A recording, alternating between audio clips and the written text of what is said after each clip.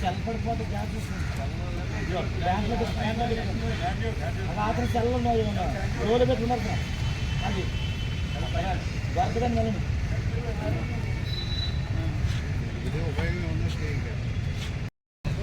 గోదావరి పరిరక్షణ సమితి చేత పరిరక్షించడం కోసం అని చెప్పి అన్నీ కూడా తిరిగి వాటిలో ఉన్నటువంటి చెత్తన రేవుల్లో ఉన్నటువంటి పనికిరాని వస్తువులన్నింటినీ కూడా తీసే కార్యక్రమంలో భాగంగా ఈరోజు ఉమా మార్కండేయ స్వామి గుడి దగ్గర ఇక్కడ చెత్త ఎత్తే కార్యక్రమం ఏర్పాటు చేయడం జరిగింది. మన రాజమండ్రి నగరంలో ఉన్నటువంటి గోదావరి మరి దక్షిణ కాశీగా పేరొందింది. ఎవరైతే కాశీ వెళ్ళి అక్కడ గంగలో స్నానం చేయడానికి వీలుండదో వాళ్ళు ఇక్కడ గోదావరిలో స్నానం చేస్తే గంగలో స్నానం చేసి కాశీ విశ్వేశ్వరుడిని దర్శించుకున్న పుణ్యం అంతా వస్తుందని చెప్పి పురాణాలు చెప్తున్నాయి.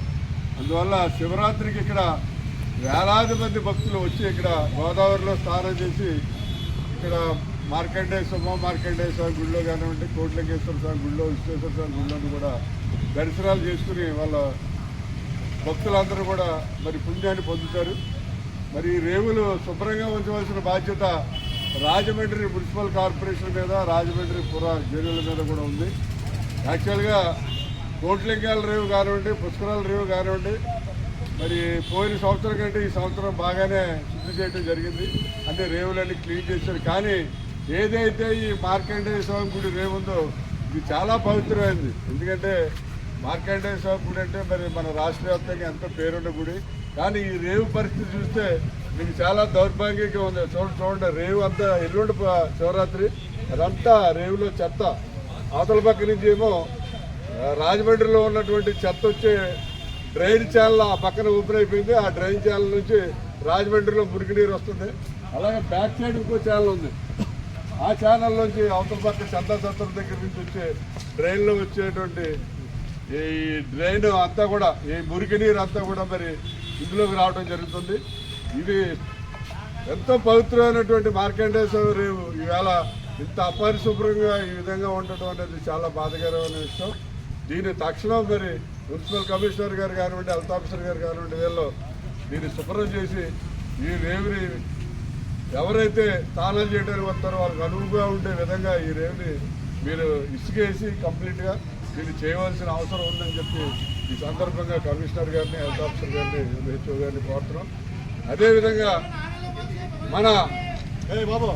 మన రాజమండ్రి ఈ రేవుల్లో మరి వాటర్ లెవెల్ పెరగడం కోసం అని చెప్పి ఆల్రెడీ పొద్దుటి ఎంపీ గారితో ఎస్సీ గారు, ఇరిగేషన్ ఎస్సీ గారికి ఫోన్ చేయడం జరిగింది.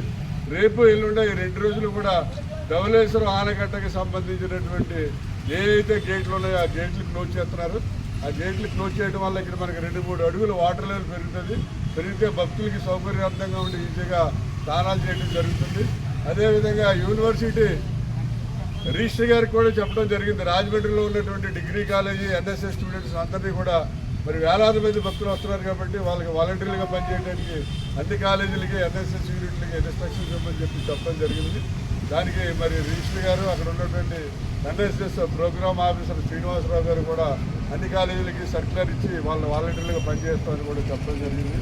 మరి గోదావరి పరిరక్షణ సమితిలో మన సభ్యులందరూ కూడా మన అప్పారావు గారు, బి అప్పారావు గారు, మన బలరామనాయుడు గారు, మన ఈశ్వరరావు గారు, అలాగే మన ఎస్వి రెడ్డి గారు, మన అప్పారావు గారు, ఎల్వి ప్రసాద్ గారు, వీళ్ళందరూ కూడా మొత్తం అందరూ పొద్దుటి నుంచి కూడా ఇక్కడ రేవులు కంప్లీట్గా శుభ్రం చేయడం జరిగింది. మరి అలాగే శివరాత్రి వెళ్ళే వరకు కూడా ఈ రేవులన్నీ పర్యవేక్షణ చేసి శివరాత్రి వచ్చే భక్తులకి సౌకర్యార్థం అక్కడ కోట్లింగాల గుడి దగ్గర వాటర్ ట్యాంకుల దగ్గర ఆ తేతల కనకరెడ్డి గారి యొక్క బస్ షెల్టర్ ఉంది, ఇదివరకు గతంలోనే కట్టించారు. ఆ బస్ షెల్టర్లో పులిహార ప్యాకెట్లు అలాగే వాటర్ ప్యాకెట్లు కూడా డిస్ట్రిబ్యూషన్ చేయడం జరుగుతుంది వచ్చే భక్తులందరికీ కూడా. అలాగే రాజమండ్రిలో ఎవరికి ఏ విధమైనటువంటి అసౌకర్యాలు పొందినా ఈ శివరాత్రి వల్ల ఏమైనా ఇబ్బందుల వల్ల వాళ్ళందరూ సంప్రదించినట్లయితే వాళ్ళందరికీ కావాల్సిన ఏర్పాట్లన్నీ చేయడం జరుగుతుంది.